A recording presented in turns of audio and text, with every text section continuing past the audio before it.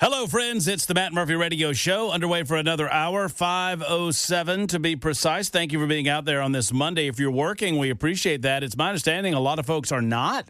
Jackson was telling me this earlier today, and I was a little bit confused. I'm like, why are we not working today? I mean, tomorrow's Veterans Day, and I suppose that a number of individuals get off on Veterans Day. Federal employees, obviously. We do not. We'll be here, present and accounted for. I appreciate all of you that are veterans. We thank every single one of you. We're going to have a very special Veterans Day broadcast tomorrow. I'm looking forward to that. A lot to say about our veterans and how we treat our veterans and how we can better treat our veterans, particularly when it comes to the VA. All of that to say is today's a day off too? A lot of people use their PTO, is what I was telling you. To make it a 4-day weekend. What's that PTO, Ken? What is that? What do you think that is? That's paid time off. Paid time off. Oh, okay. All right. I mean, I don't know. Do we get, like, you talking about vacation time, Jackson? Yeah. That's a fancy way of saying vacation? I think it's just what vacation time is called now. Really? Get with the times, Murphy. We just called it vacation. I don't know. Why do we have to change the language? Why is vacation so wrong? I don't get that. Or if we wanted to be cool, we'd call it vacay. Oh, yeah.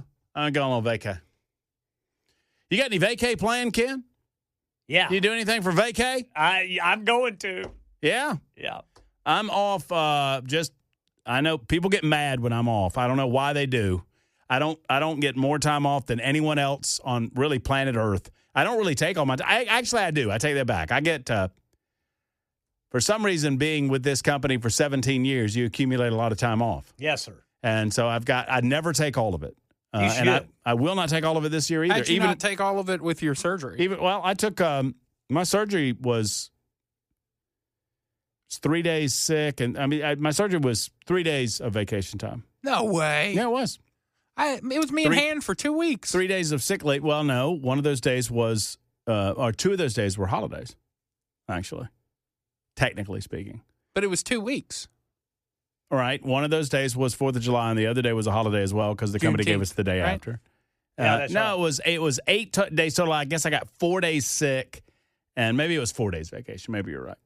Yeah, because it was one way or the other. I'm taking next Friday off, so y'all just be ready for that. Huh? Mm-hmm. Next You can't Friday. do that. That's Friday Day. Well, we're gonna have to do Friday on Thursday. Oh, okay. Ken. Where are you going? Big time Friday on Thursday. I'm going to look into some real estate investment. Oh, yeah. And we're going to go to an economic seminar. Oh, Yes. is that the conference in Tunica, Mississippi? Mm-hmm, that's right. Economic seminar and real estate development symposium. I didn't get my invite this year. Well, you're welcome to come, Jackson. We're always invested in your future. And you can invest in your future, too, at the Economic Seminar and Real Estate Development Symposium in Tunica, Mississippi. Economic stimulation conference. Well, it all depends on whether your number comes up or not. If it's economic stimulus. You know, sometimes you go back to the room and you look at your wallet and you wonder what you're doing with your life. That happens too. Hey, speaking of what we're doing with our lives, we've got Nincompoops coming up in about 20 minutes or so. Hey, so it's November 10th, day before Veterans Day. It is the anniversary of the Marine Corps. And God bless the United States Marines. Yes, sir. It is also the anniversary of something else. And I think we need to celebrate it. Or maybe not celebrate. Celebrate's probably the wrong word for it.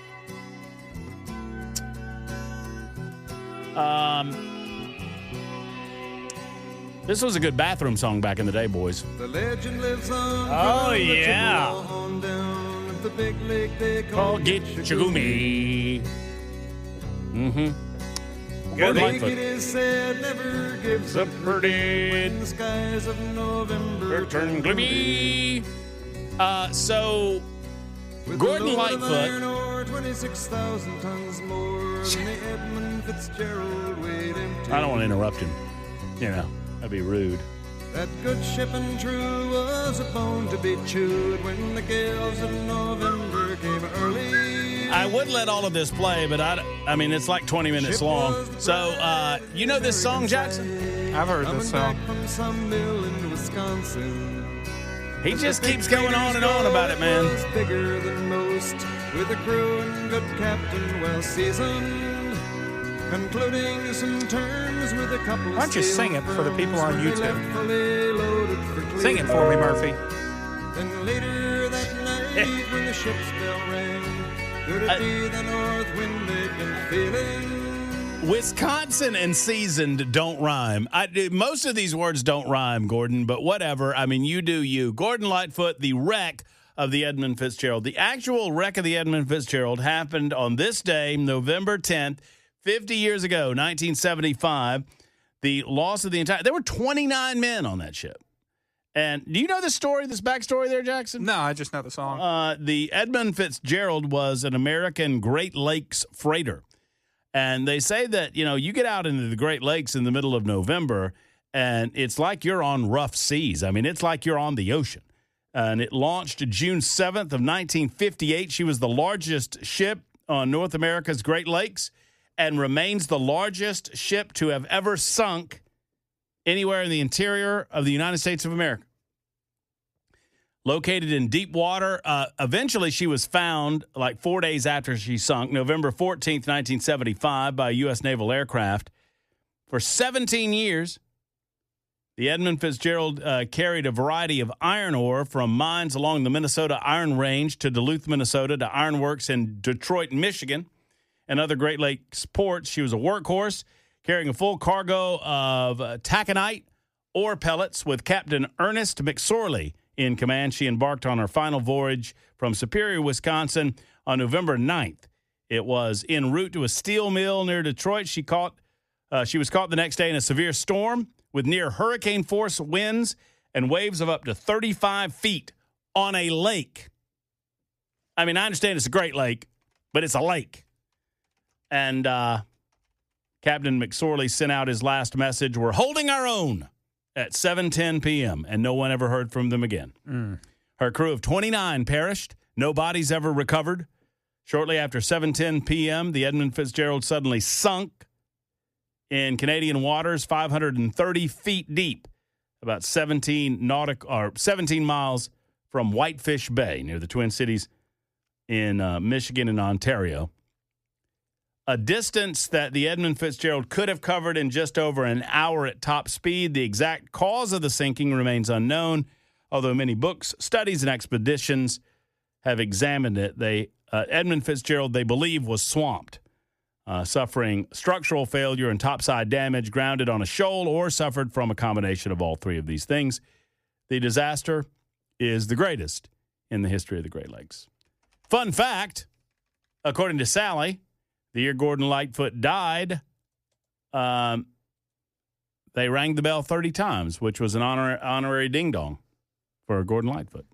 They annually ring the bell 29. So they brought the bell back up, the Edmund Fitzgerald bell, and I don't know where it's located, but they ring the bell annually on November 10th to commemorate the passing of the 29 crew members that lost their lives that day. And apparently, according to Sally, on the particular day that Gordon Lightfoot died, or just after, they rang the bell 30 times. Because his song, Ken, yes, sir. Music a lot of times will do this, but I seriously doubt anyone would necessarily in 2025 remember the Edmund Fitzgerald were it not for his song.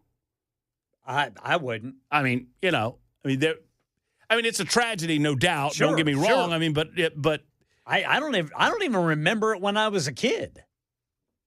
Yeah, I would have been the tender age of 2. So when did it happen again? 75, 50 years ago today. I was 8 years old.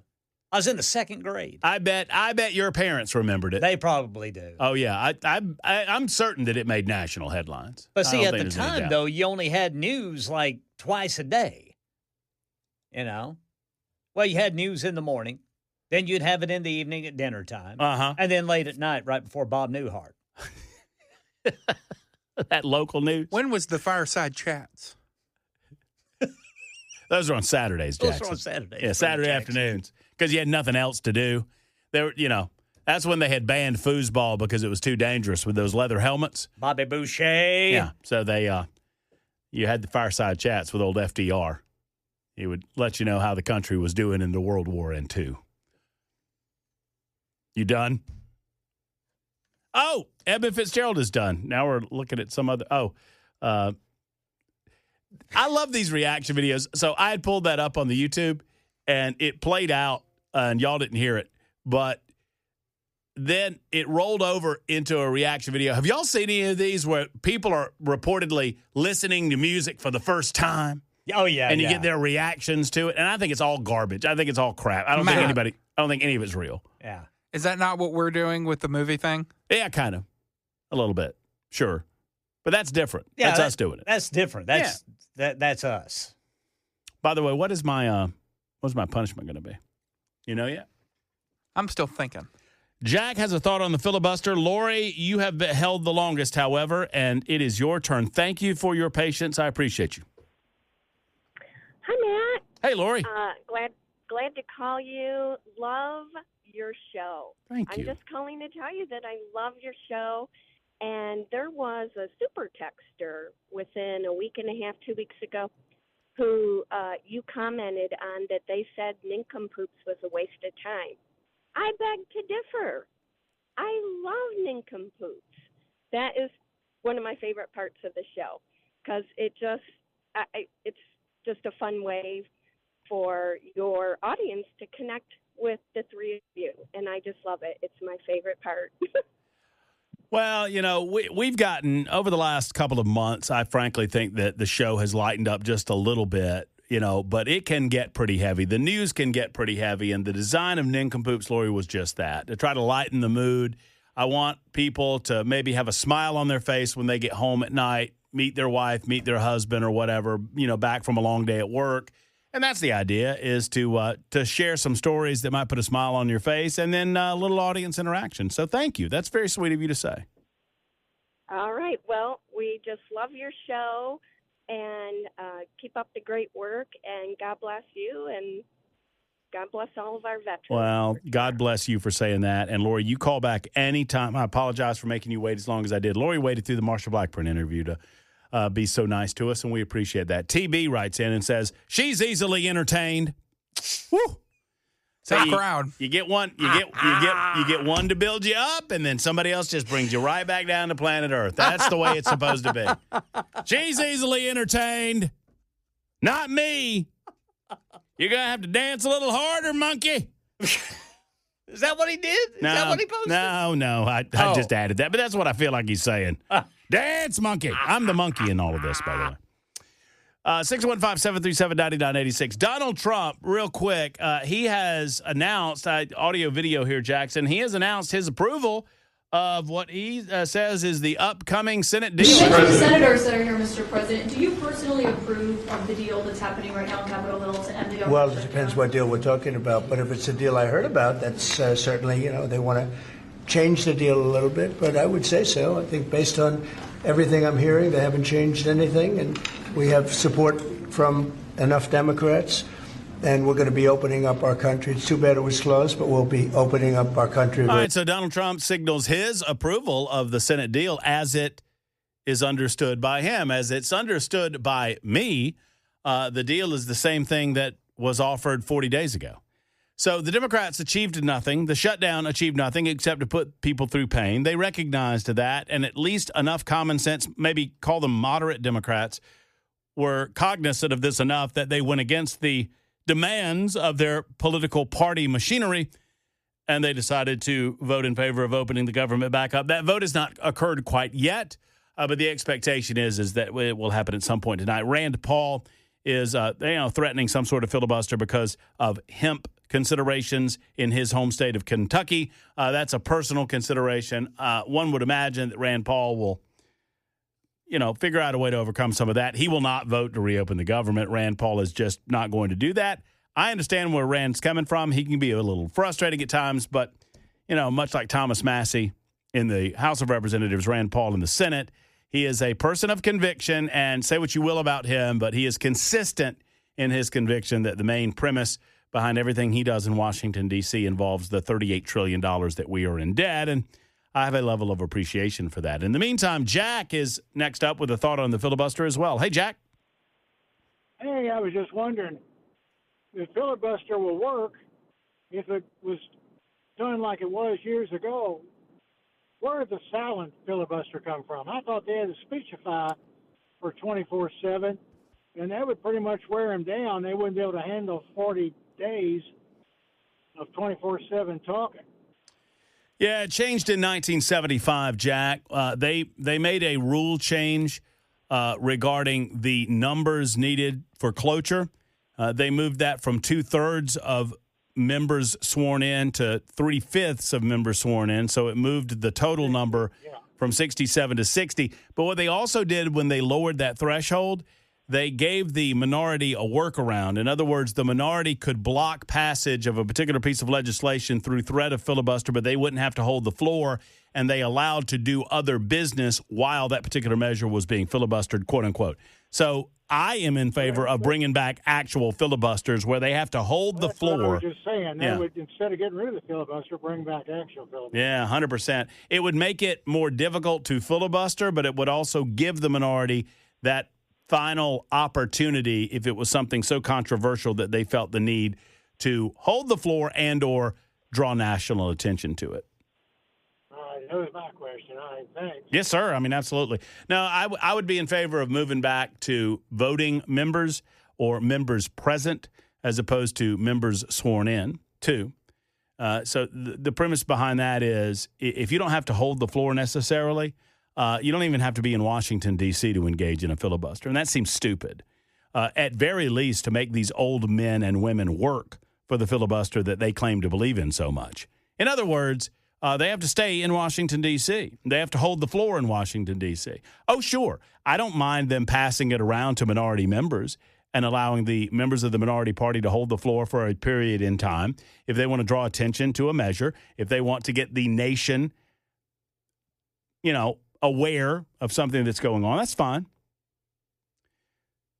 Well, 2482, you're right. The filibuster, of course, the filibuster is not in the Constitution of the United States. It's part of a Senate rule package. But what it does is it prevents a further mob rule mentality in Congress. We are not a nation of the mob. We are a nation of the rule of law. And while I understand that the filibuster is not a part of any constitutional plank, or you can't find it in the Constitution anywhere, it's been a part of our American system of government since 05 or 06. So I get the people that want to eliminate it, but if you want to eliminate it, you're going to get more laws, you're going to get more government. Is that what you want? So let's be clear. Even Republicans will push forward measures that will increase the size and scope of government using the rules that I hear people want laid out for them without the filibuster. And I understand the suggestion that the Democrats are going to eliminate this rule when they have the chance. The Democrats were the ones that eliminated the filibuster regarding judicial nominees, and look what happened to them there. More on that in a moment. Nincompoops coming up as well. Your telephone call, 615-737-9986. It's The Murphy Show. I have not been as flummoxed on a political issue really since I don't remember a political issue that has baffled me to the point that this Epstein Files issue has baffled me. I cannot for the life of me, outside, I mean, it just lends itself to my belief that there has to be something there that I'm not understanding or we're not seeing.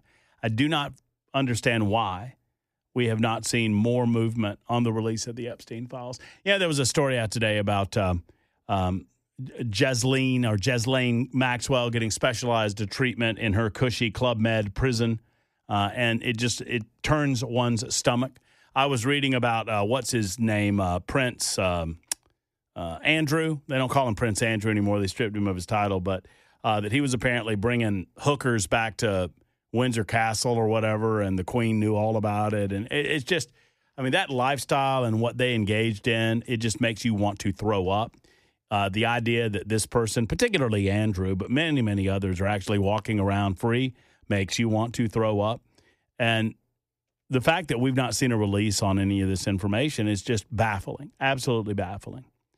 And we would love to see it. We'd love to see that transparency. Sadly, there are people that are in political power that made promises to us prior to getting into political power. And I'm not talking about Trump necessarily. I'm talking about Kash Patel and Pam Bondi and Dan Bongino. It's coming out day one. And we still don't have the full report. Very frustrating. Very frustrating. And when I talk to you, it is high on your list of frustrations. I know that you were frustrated this past Friday, speaking of frustrations, in as much as we failed you as a radio show. I mean, really, our success is shared success. So when I succeed, Jackson succeeds and Ken succeeds. We all succeed. Yes, sir. Enough yapping. Time for Nincompoops. But when we fail together, and I'm sad that we failed you this past Friday. I know we did. It's time for Nincompoops in the News. 3 different stories. You get to vote on which you believe is the Nincompoop of the day. It might be Matt Murphy. It might be Ken Weaver. It might be Jackson Williams. It might be one of our stories. You never know.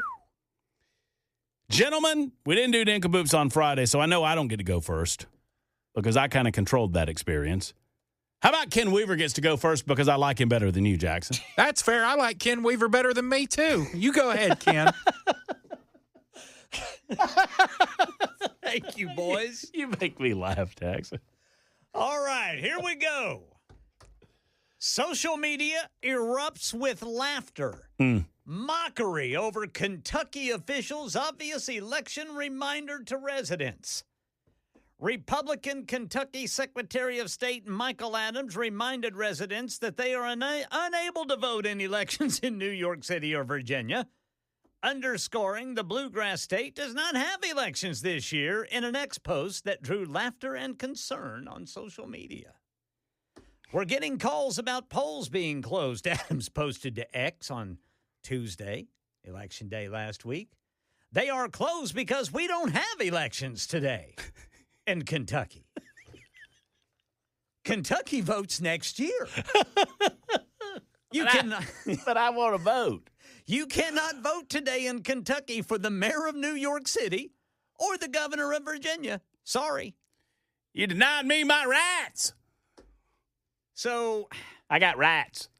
I'm just going to have to say for that group of Kentucky voters, they are the nincompoops. They are. Of this story. That's pretty bad. He had to put it out on X. Apparently people were getting lively. Getting upset. How come the polls aren't open? I was watching that CNN, and I got in my car and I went down to my polling place, and I have been disenfranchised. I have been disenfranchised because my polling place was locked up tighter than a tick, and I want to know about it. I don't like that man, Dammy. And I'm voting against him, and I'm against him. And they wouldn't let me vote. My civil rights have been disenfranchised. My rights. I love there's the movie Gettysburg. C. Thomas Howell's in the movie Gettysburg, and he pronounces it R-A-T-S. And I love, what are you fighting for? My rats? Rats. My rats. What? Rats. My rats. My rats. Yeah, my rats. My civil rats. Oh, okay. My constitutional rats. Jackson. All right. We're going to the MLB for this one. Have you seen this story? I don't know that I have, Jackson. Cleveland Guardians pitchers indicted in connection to sports gambling investigation. 2 major league pitchers allegedly conspired with sports bettors to rig pitches they threw so the bettors would profit from illegal wagers, federal prosecutors in Brooklyn and the FBI announced in an indictment on Sunday. Cleveland Guardians player Luis Leandro Ortiz was arrested Sunday at Logan Airport in Boston. Emmanuel Clase, also of the Guardians, was not yet in custody as of Sunday afternoon. 2 for 2. According to the indictment, the pitchers started conspiring with sports bettors in 2023 on specific pitches they would throw during MLB games. The bettors then used that information to place prop bets worth hundreds of thousands of dollars, the indictment says. The bettors wagered on the speed and type of Clase's pitches based on information they knew in advance by coordinating with Clase. Sometimes, even during MLB games, prosecutors said Clase often threw these allegedly rigged pitches on the first pitch of an at-bat, investigators said, to ensure certain pitches were called as balls. Clase threw many of them in the dirt, well outside the strike zone. according to investigators. In exchange, Clase received bribes and kickbacks, prosecutors said. The indictment includes numerous examples of pitches that Clase allegedly rigged, including one in a game against the New York Mets. In total, by rigging pitches, Clase caused his co-conspirator bettors to win at least $400,000 in fraudulent wagers. Wow. Ortiz allegedly joined the scheme in 2025 and allegedly agreed in advance to throw balls instead of strikes on pitches in 2 games in exchange for bribes and kickbacks. Before an MLB game on June 15th, Ortiz agreed with his co-conspirators to throw a ball on a particular pitch in exchange for bribes, the indictment alleges. The bettors agreed to pay Ortiz $5,000 for throwing the rigged pitch and Clase a $5,000 bribe for arranging the rigged pitch, also according to indictments. You want to know what these guys were making in a season? So we saw $5,000 there, right? Uh-huh. Yes, sir. Yeah. Emmanuel Clase, one of the best closers in baseball, has an annual salary of $6 million. I mean, well. You, sir, have tanked your career. Nincompoop. You are a nincompoop. Why are you doing this? He apparently made like $5,000 to pitch. Yeah, no. Apparently he was making, I think he made around $200,000 from this, which would not even be a tenth. It wouldn't even be it was about 3% of his major league salary that he made over multiple years of doing this. Goodness. So, if I'm understanding you correctly, he was giving them like specific pitches at specific times with specific batters. So you can place prop bets like, I think this next pitch is going to be a ball. Yeah. And he would say, I'm going to throw a fastball outside 95 miles an hour, place a wager on it. And sure enough, first pitch of the at-bat, bang. Fastball outside he had a killer cutter, too. He could throw a cutter, which is a fastball that moves side to side. Yeah. Over 100 miles an hour. He was impossible to hit. He was so good. And he just ruined. And, you talk about rigging pitches. I think a lot of people are going to think he was rigging games. No, I mean, he had a below 1 ERA this season, multiple wins, was a all-star level player, which is why this is so frustrating that he did this for around $200,000. Making a little cash on the side. I don't know why this reminds me of this. I pulled it up to play it, but now I'm scared that it's going to have a curse word in it without vetting it. But I don't know. It's that scene in Major League. Are you saying Jesus Christ can't hit a curveball? I don't know what. Here, throw him a curveball. Mm-hmm. Yeah, that's weird. Nincompoopery. Well, and how do you think you're not going to get caught? I mean, there's too many. There's too many moving parts. Yeah, in there's text messages. There's There's like going on there. Yeah. And you can go back and look at individual pitches, and you can say, oh, he sent this text this day. What did he throw on the first pitch of the at-bat? Oh, going to jail. Also, do y'all know what the max penalty for this is? No. They are facing 65 years in prison. Oh, well, that's nice. Wow. That's nice. Boy. Are you kidding me? For 3% of your yearly salary that you make over a period of 2 to 3 years. I bet they're going to deal with some fastballs in prison.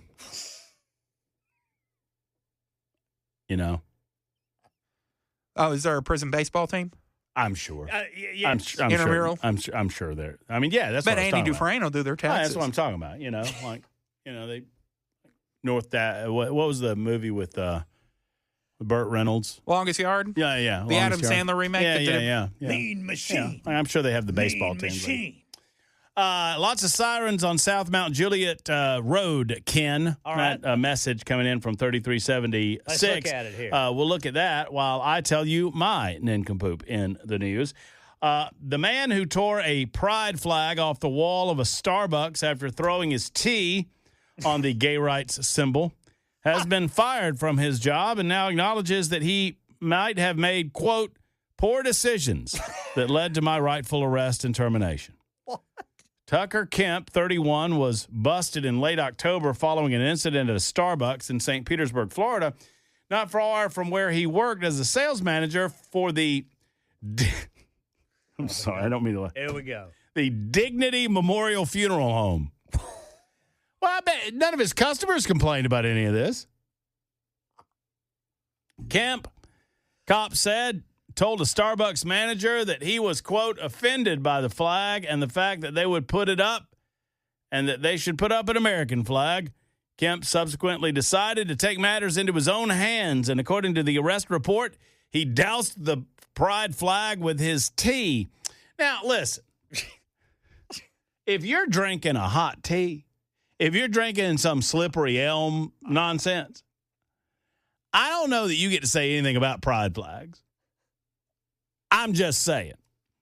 Drink a coffee like God intended, and not one of those frou-frou latte. No creamer in it. No, none of that. And by the way, you're at a Starbucks. The hell do you expect? That's what cracks me up about it. I mean, you're dealing with some sort of barista that got a 4-year English degree and owes $187,000 to the college that he or she or him or her or they or them attended, whatever the hell their pronouns are.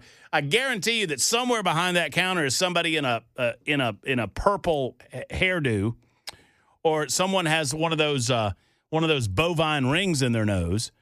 So, I mean, you're already given up on, God-fearing Christian culture. I don't know what you expect. Anyway, more on the story.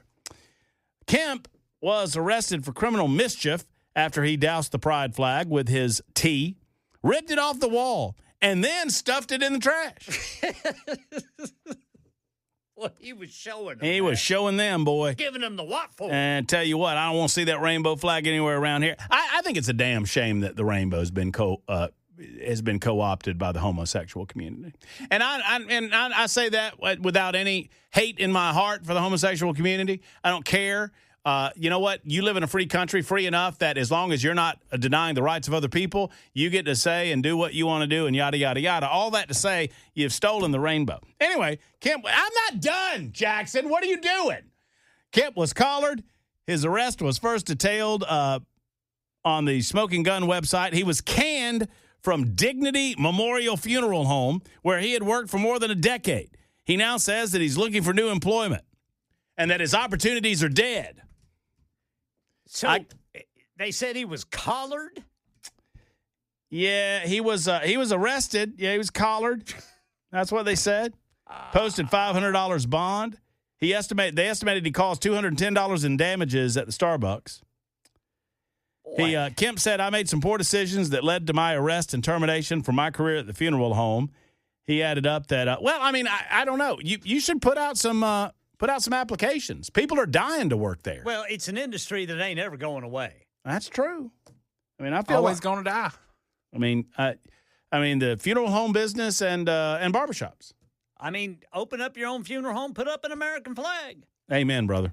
Amen. That's the way to get it done there. Or maybe stop going to corporate coffee and go to one of these God-fearing local coffee shops that's got the American flag hanging proudly in St. Petersburg, Florida. That's how you do it. Thank you, Jackson, for letting us know that it's time to go. I don't know why you're interrupting my Nincompoops story. I was going off on a rant there. And then here we go. Blah, blah, blah. Time to vote. Early vote often. Nincompoops in the news. Super Talk.